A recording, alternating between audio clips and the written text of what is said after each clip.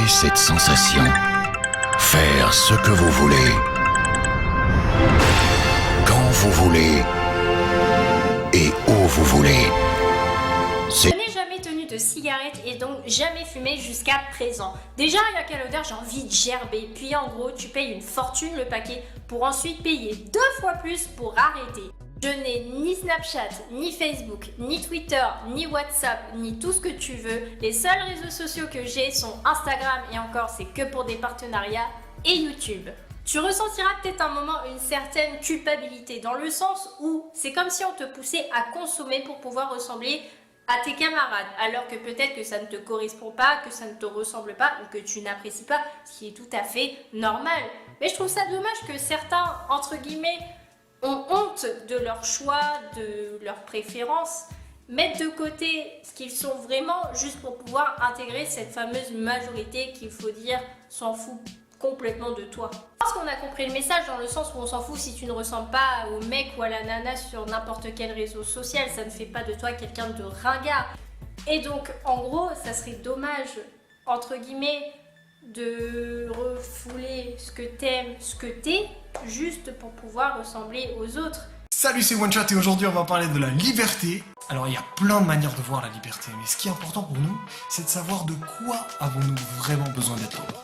On est d'accord qu'on aspire tous à la liberté. Certains ont payé de leur vie pour l'avoir. Mais aujourd'hui c'est encore toujours un truc présent en nous. On veut pouvoir décider de notre avenir, on veut pouvoir bouger, voyager, pas faire le même travail toute notre vie. On veut des abonnements sans engagement. On veut être qui on veut, quand on veut, où on veut. Mais quand même, il faut qu'on se demande un truc. Peut-on être libre de tout? Et est-ce que c'est vraiment bon pour nous? On donne souvent cette définition. La liberté, c'est la capacité à agir sans contrainte.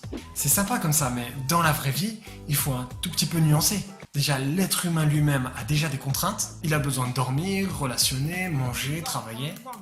L'être humain n'est pas libre de tout, il n'est pas autosuffisant, il est par nature limité. Et si dans une société, comme dans une famille, comme dans un couple, l'être humain est relié l'un à l'autre et sa liberté est limitée par celle des autres. En fait, si on regarde bien, certaines contraintes peuvent même nous aider à être plus libres. Par exemple, moi j'ai tendance à trop squatter mon téléphone. Du coup, je désinstalle des applis, je bloque des notifications, je mets des contraintes pour être plus libre. Donc au fond, la liberté qu'on recherche n'est pas l'absence de contraintes, mais la présence de bonnes contraintes qui nous permettent de faire ce qu'on veut et uniquement ce qu'on veut. Et en réalité, ce qu'on veut est lié à ce qu'on est, à nos besoins, notre identité, notre nature. On est libre lorsqu'on est dans l'environnement qui correspond à notre nature, à un environnement qui nous donne ce qu'on veut, ce qu'on a besoin. Finalement, on est un peu comme les poissons. Pour qu'ils vivent, les poissons, ils doivent vivre dans un environnement qui est conforme à leur nature. Leur contrainte, c'est l'eau. Ils ne sont pas esclaves de l'eau, ils sont libres dans l'eau. Mais si on met un poisson sur terre, il étouffe. Il n'est pas libre. Si on le remet dans l'eau, il retrouve sa liberté parce qu'il a été fait pour l'eau. Le truc un peu fou, c'est que nous, êtres humains, on a du mal à trouver l'environnement qui correspond à notre nature. Si on regarde bien, on a 2 gros problèmes. Le premier, c'est qu'on s'aperçoit qu'on n'arrive pas vraiment à faire ce qu'on veut. C'est quand même un truc de fou. On a comme une lutte en nous qui nous empêche de faire le bien qu'on veut. Et le deuxième problème, c'est qu'on fait des choses qu'on ne veut pas. On ne veut pas penser qu'à soi, on ne veut pas être égoïste, mais au fond, c'est pas possible. Suffit de voir par exemple comment on regarde un album photo. Ce qu'on regarde en premier, c'est toujours nous-mêmes. On veut avoir la classe, être bien présentable.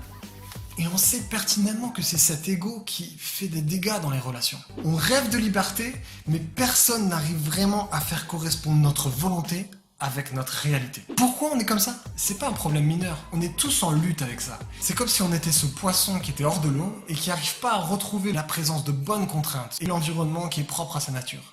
Alors, beaucoup en restent là et se disent que la liberté ne pourra jamais vraiment à l'atteindre. Mais d'autres cherchent à voir si on peut trouver des solutions dans la spiritualité. Les religions donnent plein de solutions différentes pour atteindre cette liberté. Bien la Team Chef, j'espère que vous allez bien, c'est Thibaut Chef, c'est un plaisir de vous parler aujourd'hui. Aujourd'hui les gens, je suis avec monsieur Théo Curin. Hey il a fait s'étouffer. Je suis avec Théo Curin et on va présenter son histoire. Vous êtes prêts? C'est parti. Bien Théo. Damn! Ça va ou quoi? À fond. La forme? Théo, je t'en prie, présente-toi, ton âge, ce que tu fais dans la vie. Je m'appelle Théo Curin, j'ai 18 ans, je viens de Nancy mais je m'entraîne à Vichy. Je suis sportif de haut niveau depuis maintenant 5 ans. Je fais de la natation paralympique. Du coup, t'as fait les Jeux Olympiques? J'ai fait les Jeux paralympiques en 2016 à Rio, ouais. Waouh, ça va être énorme, non? C'était juste extraordinaire. Il paraît que t'es vice-champion du monde de natation. Ouais, c'est vrai, ouais. Moi, explique-nous pourquoi t'as pas de bras et pas de jambes alors. Alors du coup en fait je suis tombé malade à l'âge de 6 ans. J'ai eu une méningite méningocoque, donc en fait c'est une maladie qui m'a attaqué au niveau des extrémités, seulement les 4. Ah ouais. Elle monte progressivement et en fait ce qui fait que le sang dans tes membres ne coagule plus. Mes mains et mes pieds étaient nécrosés tout simplement, ils devenaient noirs et la seule chance pour moi de survivre face à cette maladie ça a été de m'amputer. C'est mes parents qui ont pris cette décision. J'ai été 2 semaines dans le coma, ça a été progressif, hein. On m'a pas amputé des 4 membres d'un coup, ils ont essayé de me sauver une jambe, un bras et en fait à la fin on a amputé des 4 membres parce que c'était la seule solution. Mais voilà, en tout ça fait 5-6 mois d'hospitalisation quand même et 2 ans de rééducation derrière tout ça. Théo, À vos marques, c'est go!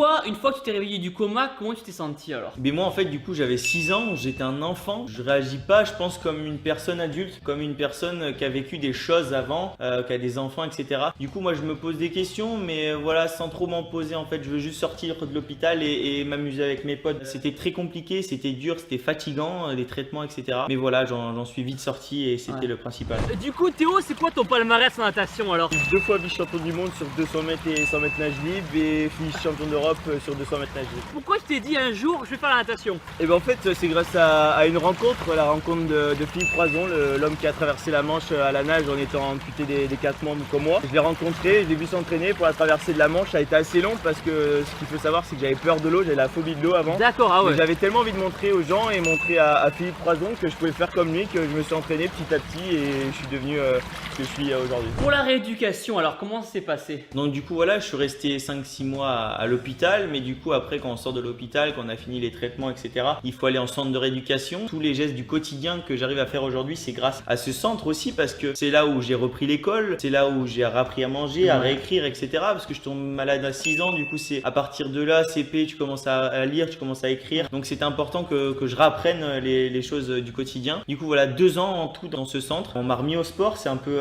aussi grâce à ce centre de rééducation que je reprenais goût un peu à transpirer, toutes ces choses un peu banales mais qui font plaisir tout simplement. Est-ce que ça a été dur au début d'apprendre à marcher avec des prothèses? Et ben oui, au début c'est compliqué, après c'est comme au niveau de la rééducation, ça prend du temps. On a mis un moment avant de trouver les meilleurs matériaux possibles qui me conviennent le plus à mes jambes. Ça a mis beaucoup de temps mais on y est arrivé et maintenant je marche normalement et c'est le top, et je pense que c'est la chose la plus importante dans la vie, c'est ceux qui peuvent, il faut qu'ils marchent et qu'ils ne restent pas dans un fauteuil. Je vais me changer. Ok Théo, donc là on a la muscu, C'est ça. on est au temple. Qu'est-ce qu'on va faire aujourd'hui alors? Alors, on va commencer par un petit quart d'heure de cardio sur ce vélo. Après bah on va faire le dos et les jambes. Le dos, les jambes. À fond. Comment tu te démerdes alors pour travailler le dos? Ah du coup bien évidemment je peux pas tenir en fait la barre traditionnelle. Du coup avec mon coach on a mis en place des sangles tout simplement avec des cordes et des crochets. Donc c'est du fait maison, hein, c'est du made in Auvergne. J'attache ça sur mes bras. Comme ça? Comme ça. Donc là tu le scratches. D'accord, un peu comme moi quand je m'étais pété le poignet. C'est ça. Donc j'enlève la petite barre, tac, on remplace par ce mousqueton. Ouais c'est ça. Ok, tac. J'ai juste à mettre dessus comme ça et comme ça je peux me débrouiller tout seul. En fait mon coach qui voulait faire c'est que je sois un minimum autonome sur les circuits qu'on fait habituellement avec les autres nageurs. Du coup en fait comme ça j'arrive, je fais mes autres exos, mes abdos machin, j'arrive, j'embête personne. 3 reps, 4 reps, génial. Les jambes pas d'excuses, même sans bras on peut faire le dos. Ah ouais, travaille bien en vrai. Bon, après celui-là on le fait Ah aussi ouais. avec le coach sur la même machine on a réussi à On faire. fait un tirage horizontal ou un tirage vertical du coup. D'accord, ok, ah ouais. Ok, ouais, donc il y a plein de variantes qui existent. Franchement cette adaptation j'ai réussi à la mettre sur toutes les machines. Donc en fait il y a vraiment plus d'excuses.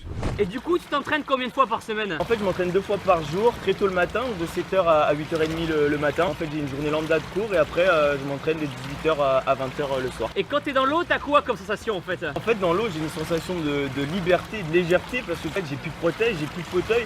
Pour moi, quand je suis dans l'eau, en fait, c'est cool à dire, mais je suis plus handicapé, je suis quelqu'un de valide, je me débrouille comme toi. Je me débrouille Mieux, beaucoup mieux. Donc ouais, c'est vraiment un sentiment de liberté, j'ai envie de dire. Ouais. Qu'est-ce qui est le plus difficile pour toi dans le fait de pas avoir de jambes ni de bras? Me curer le nez. Ah ouais, ça te manque? Ouais. Ah ouais? Tu peux pas te curer le nez là? Ah ouais, il faut avoir des sacrées grosses narines. Franchement, je vois pas ce que j'arrive pas à faire tout seul. D'accord, ok. Donc Théo, du coup, toi, comment tu fais pour manger alors? Donc tu piques tout simplement. La petite rotation importante. Et voilà, tout simplement. Et je suis vraiment hyper autonome. C'était vraiment mon objectif à ma sortie de centre de rééducation, c'était que personne m'aide.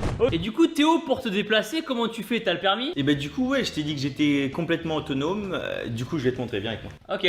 Théo, du coup, explique un peu ta voiture. Et bah du coup, ouais, c'est une voiture adaptée à mon handicap en fait. Et il a fallu l'adapter avant que je passe les heures de conduite comme un élève normal en fait. Et du coup, j'ai fait mes 20 heures de conduite avec mon moniteur dans cette voiture. Et j'ai passé le permis dans ma voiture adaptée. Ça, du coup, ça sert à quoi? Alors en fait, du coup, j'insère mon bras dedans et c'est ce qui va me permettre de tourner le volant avec juste l'aide d'un bras. Et du coup, en fait, la position que j'ai en fait sur la route tout simplement, donc j'ai mon bras pour tourner le volant et ici en fait j'ai mon accélérateur. Pour accélérer, j'ai juste à baisser mon bras et là ça accélère. Ah. Et en fait, pour freiner, je pousse. Ok. Donc en fait, du coup, j'allais dire j'ai tout en main, mais ça va être difficile. C'est vraiment la campagne, les gens, regardez. Bonjour. Ok, les gens, maintenant un petit peu de squat. Il n'y a vraiment aucune excuse. Du coup, j'arrive à squatter parce que je pense que c'est quand même important de muscler le peu de jambes que j'ai. J'enlève mes prothèses pour squatter parce que c'est quand même quelque chose pas assez stable les prothèses. Du coup, je le fais sur les genoux. Allez. D'accord, ah ouais. D'accord. Ça fait bien les fessiers en plus, hein. Ah, comme il faut. Ah ouais, de boc. Ce qui est intéressant en fait, que ce soit sur les machines traditionnelles ou même sur le squat, c'est qu'on peut se permettre de charger comme une personne lambda. Mais moi, il m'est arrivé de monter mon max à 80. T'avais 80 kilos quand tu fais ça? J'ai fait 80, j'ai fait 2 reps à 80, comme tout le monde en fait. On peut se donner les mêmes objectifs que toi. Voilà, c'est ça qui est cool. Et un petit peu de rowing. Magnifique. Trop léger, charge-lui un peu la barre là. On va être plus lourd là. Ouais, il envoie valser la barre là. Oh là là. Elle vole. Est-ce que t'as une petite dans ta vie? J'ai une petite dans ma vie, ouais. Qu'est-ce qu'elle fait dans la vie? Elle va faire une petite prépa infirmière. Là. Oh, une petite infirmière. Une petite infirmière. Et gymnaste. Oh, gymnaste. En même temps. Et ça se passe bien? Ça se passe bien, ouais. Après, ça montre une nouvelle fois que le handicap n'est pas une barrière, que ce soit dans la vie de tous les jours, que ce soit dans le sport et même avec les petites. Et du coup, comment tu fais pour manger? Tu veux que je te montre? Tu veux que je te fasse un petit plat? Allez, t'as des œufs? J'ai des œufs. Ok, c'est parti. Donc là, on est devant chez toi. Comment tu fais pour ouvrir ta porte? Tout simplement, j'arrive avec mes 2 bras. Magnifique. Eh, t'es bien là. Donc maintenant, c'est l'heure de manger et j'ai faim d'une petite omelette. Que je vais concocter grâce à mes petites mains douces. Alors, hop, Petite poêle. super. Alors les petits chats. Ah, super. Bon, d'habitude, j'arrive à casser les œufs sans trop de coquilles. Mais bon, avec ma chance. Oh, si tu veux que le blanc, c'est bien. Attends, ça arrive, ça arrive. Ça sera le plus moche, je pense, là. Vas-y.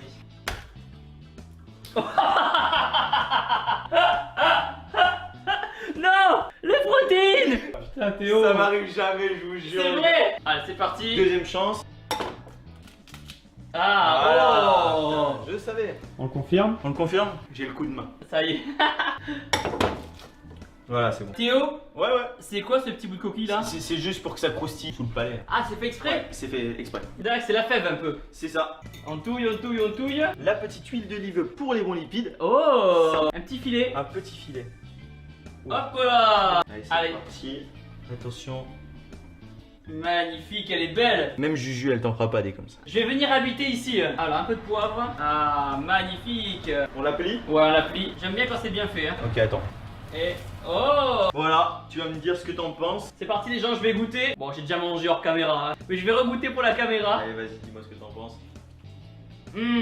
Magnifico. Là Théo, si je te propose tout de suite de te rendre tes bras et tes jambes, qu'est-ce que tu dirais? Mais je dirais non, tout simplement parce qu'en fait, pour moi, Théo Curin, maintenant, il est amputé des 4 membres, il est nageur paralympique. En fait, je pense que si je retrouverais des mains et des pieds, je serais pas heureux. C'est triste à dire, mais franchement, maintenant, c'est moi. Je suis amputé des 4 membres, je kiffe ma vie, je suis le plus heureux du monde. Dans la vie de tous les jours, envoyer un texto, c'est important. J'aimerais que tu m'envoies je t'aime par texto. Alors en fait, il y a des gens qui croient en fait que j'ai un téléphone exprès pour mon handicap ou qui se demandent comment je fais et justement, j'ai aucune adaptation sur mon téléphone. Ce qui est bien sur ce téléphone, c'est qu'il n'y a plus le bouton avec l'empreinte digitale parce que ça c'était un peu la merde. Ah ouais. Voilà, je déverrouille normalement et du coup, je vais t'envoyer un petit je t'aime. Ah ouais. C'est vachement précis hein. Ouais, ouais. Voilà, un petit Magnifique. avec le petit cœur, c'est important. Et là les gens regardez, Théo Curin, Thibaut je t'aime. Qu'est-ce que tu dirais aux personnes qui vont voir la vidéo et qui sont en situation de handicap? Le handicap, c'est pas grand chose. Moi, je m'en suis servi comme tremplin en fait dans ma vie. C'est quelque chose, voilà, qui m'est arrivé très jeune. On aurait pu, ma famille et moi, s'arrêter là, déprimés jusqu'à la fin de notre vie, et rien faire en fait de notre vie. C'est triste. Pourquoi ne pas se servir de notre malheur, donc de notre handicap? Ça peut être handicap ou la perte d'un proche ou quelque chose comme ça, mais s'en servir pour être encore plus fort. J'ai eu cette maladie, je me suis dit allez, c'est peut-être un signe en fait. Serre-toi-en pour prendre un nouveau départ. Si j'avais pas eu mon handicap, ça se trouve jamais j'aurais eu l'idée de faire de la natation. Servez-vous de n'importe quel malheur qui puisse vous arriver pour rebondir tout simplement. C'est rien du tout, vous allez être encore plus fort.